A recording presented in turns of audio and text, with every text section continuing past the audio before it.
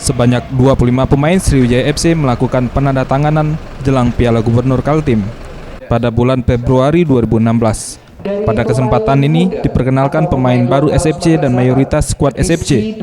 Lebih dari 50% merupakan muka lama.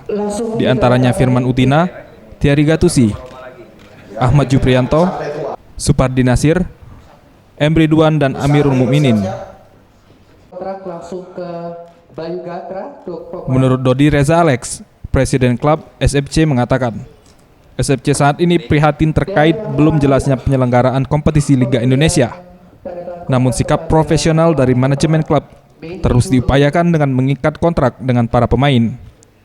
Dan untuk klub SFC sendiri telah menjadi duta Asian Games 2018 untuk Sumsel. Dan dalam waktu dekat, SFC akan touring ke sejumlah kabupaten di Sumatera Selatan untuk mensosialisasikan Sumsel sebagai tuan rumah Asian Games 2018.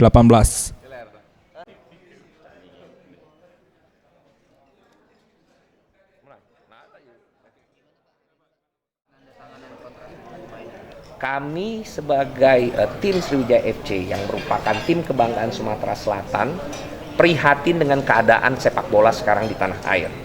Dan khususnya di Sumatera Selatan, kami ingin kembali menghidupkan minat dan animo serta memberikan pertunjukan yang bermutu kepada para masyarakat di Sumatera Selatan, di pelosok-pelosok, di kabupaten, di kota yang ada di Sumatera Selatan, dengan mengundang pemain-pemain ataupun kesebelasan lokal, memberikan coaching klinik, memberikan pengalaman yang baik, dan kita menunjukkan bahwa walaupun di tingkat nasional terdapat hingar-bingar dalam sepak bola, tetapi di Sumatera Selatan untuk tingkatan lokal Sriwijaya FC terus mengayomi klub-klub maupun masyarakat yang ada di daerah dengan memberikan.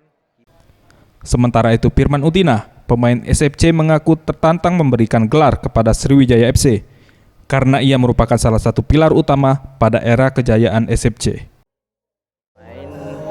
Saya pemain ditarik balik lagi ke Sriwijaya, dan saya sempat menanyakan bahwa apa membuat saya ditarik lagi ke Sriwijaya ini ya, karena Sriwijaya punya motivasi baru di event baru ini, di turnamen ini yang beberapa kali gagal,